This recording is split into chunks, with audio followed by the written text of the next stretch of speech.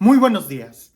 Me imagino que tú has oído o quizás lo has experimentado, que la tristeza muchas veces no nos deja ver con claridad. Y no solo la tristeza, yo creo que cualquier sentimiento llevado al extremo no nos deja ver con claridad.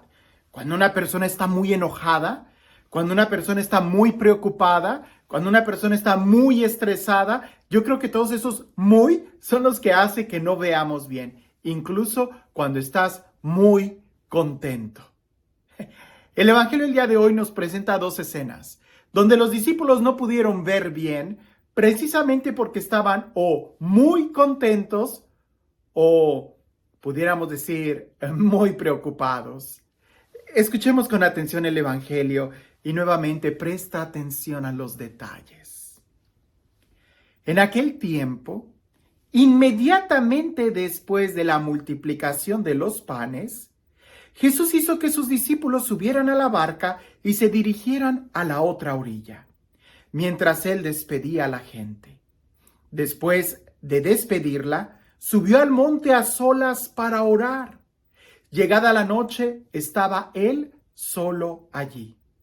Entretanto, la barca iba ya muy lejos de la costa y las olas la sacudían porque el viento era contrario. A la madrugada, Jesús se fue hacia ellos caminando sobre el agua. Los discípulos, al verlo andar sobre el agua, se espantaron y decían: «¡Es un fantasma!» y daban gritos de terror. Pero Jesús les dijo enseguida: «Tranquilícense y no teman, soy yo». Entonces le dijo Pedro: «Señor, si eres tú, mándame ir a ti caminando sobre el agua». Jesús le contestó: «Ven». Pedro bajó de la barca y comenzó a caminar sobre el agua hacia Jesús. Pero al sentir la fuerza del viento le entró miedo y comenzó a hundirse y gritó: «¡Sálvame, Señor!». Inmediatamente Jesús le tendió la mano, lo sostuvo y le dijo: «Hombre de poca fe, ¿por qué dudaste?». En cuanto subió a la barca, el viento se calmó. Los que estaban en la barca se postraron ante Jesús diciendo: «Verdaderamente tú eres el Hijo de Dios». Terminada la travesía, llegaron a Genezaret. Apenas lo reconocieron los habitantes de aquel lugar, pregonaron la noticia por toda la región y le trajeron a todos los enfermos. Le pedían que los dejara tocar siquiera el borde de su manto, y cuantos lo tocaban quedaron curados. ¡Qué texto! ¡Qué historia y qué enseñanza! Pudiera durar horas hablando de lo que acaba de narrarnos el Evangelio y de cómo aplicarlo a nuestra vida. Pero veamos esto, es muy posible que después del éxito de la multiplicación de los panes, pues claro, Jesús quería irse a un lugar solitario a orar y durante toda la noche.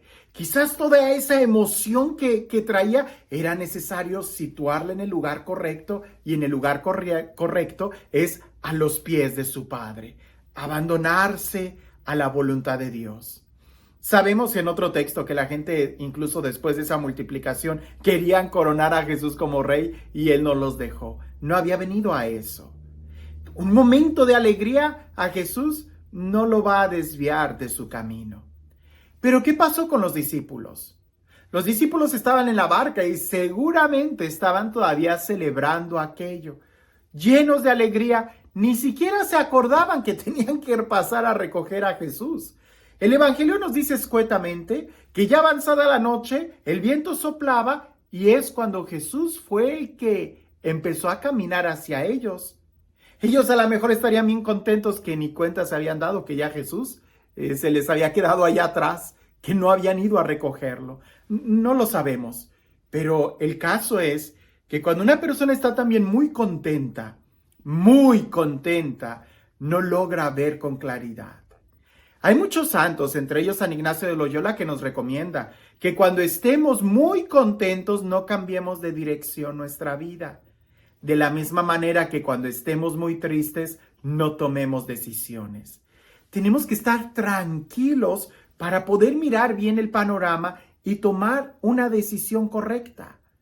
Los discípulos aquí, ya sea que llenos al principio de mucha alegría, no reconocen a Jesús y al verlo caminar, empiezan a llenarse de temor, gritando, es un fantasma. Es un fantasma. Le iban a tener miedo a un fantasma después de haber visto todo lo que Jesús había hecho. Después de haber expulsado ellos demonios en las misiones que habían ido, le iban a tener miedo a un fantasma. Pues estaban al borde de la emoción.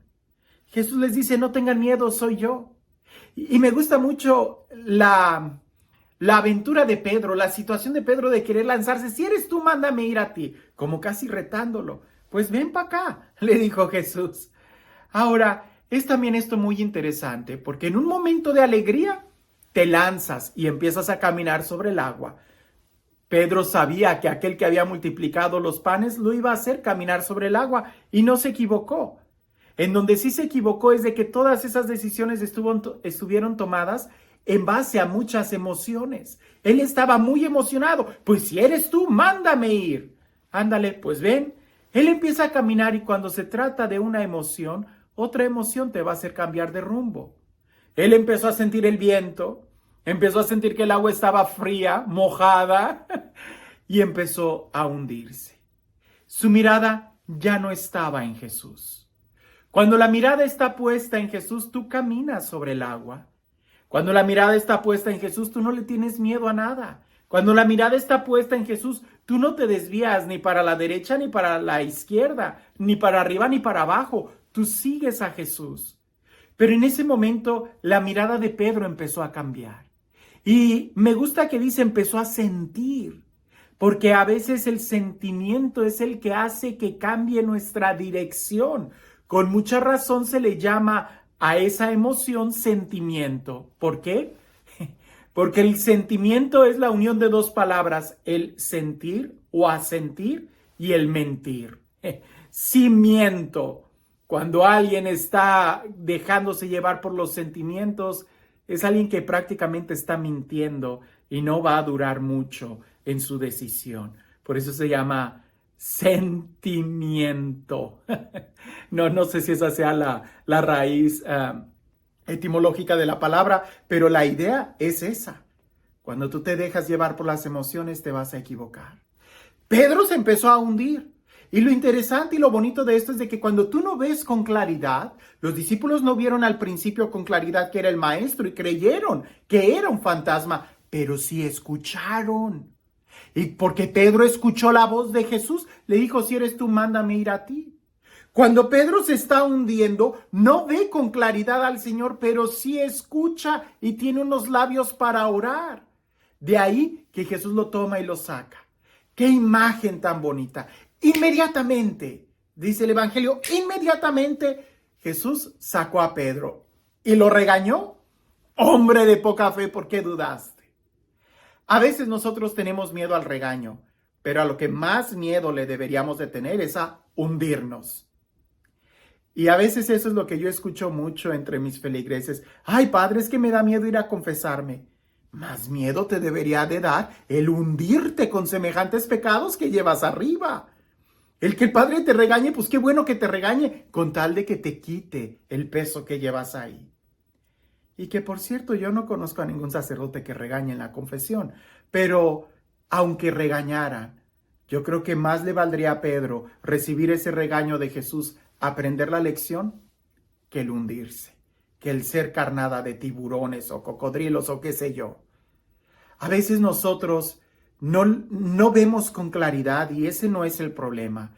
A veces simplemente se nos nubla la mirada y hay que avanzar en fe. Como las ovejas que no tienen buena vista, así somos nosotros. El problema es que muchas veces nos hacemos sordos. No escuchamos, no prestamos atención y entonces vienen los verdaderos problemas de nuestra vida. Cuando el agua ya nos llegó al cuello o ya hasta nos pasó. No dejes que el agua te llegue al cuello.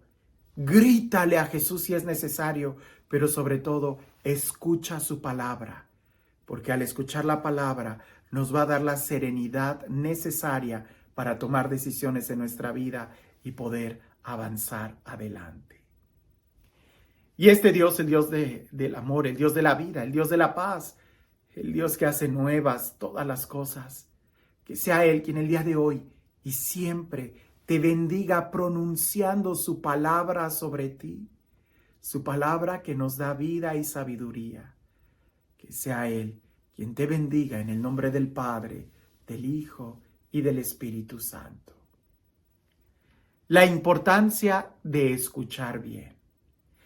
Dicen por ahí que había un alpinista, alguien que quería subir al monte Everest, y él quería ser el primero en llegar solo. Estaba muy confiado, agarró todo su equipo y empezó a avanzar y a avanzar. Y ya saben cómo son los alpinistas, suben, entierran una especie de clavo o tornillo en el hielo, amarran la cuerda, suben más adelante y entierran otro y así, por si llegase a haber un accidente. Él era muy precavido. Y sucedió el accidente. En una noche vino una tormenta de nieve muy fuerte que le impedía ver.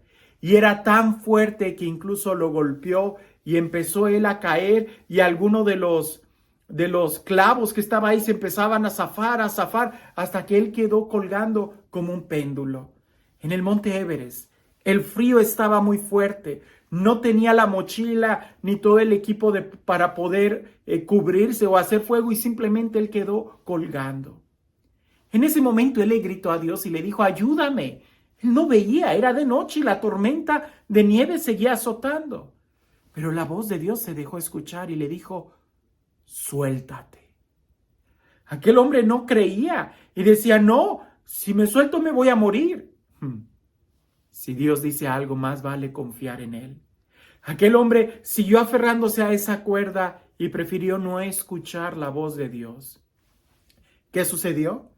Que al día siguiente, cuando se calmó la tormenta de nieve y el sol apareció, otros alpinistas lo encontraron muerto solo a unos pocos metros de distancia del suelo. Si él hubiera soltado de la cuerda, hubiera caído al suelo y ahí hubiera sido capaz de encontrar el resto de su, pudiéramos decir, equipo y poder haber salvado su vida. Es importante hablar y también es importante saber escuchar. En tiempo de crisis, de gran alegría o de gran tristeza, nunca tomes decisiones y no cambies el rumbo de tu vida. Más que estar contentos, hay que asegurarnos de tener a Jesús en nuestro corazón y en la serenidad encontraremos la paz y la verdadera alegría. Que tengas un excelente día.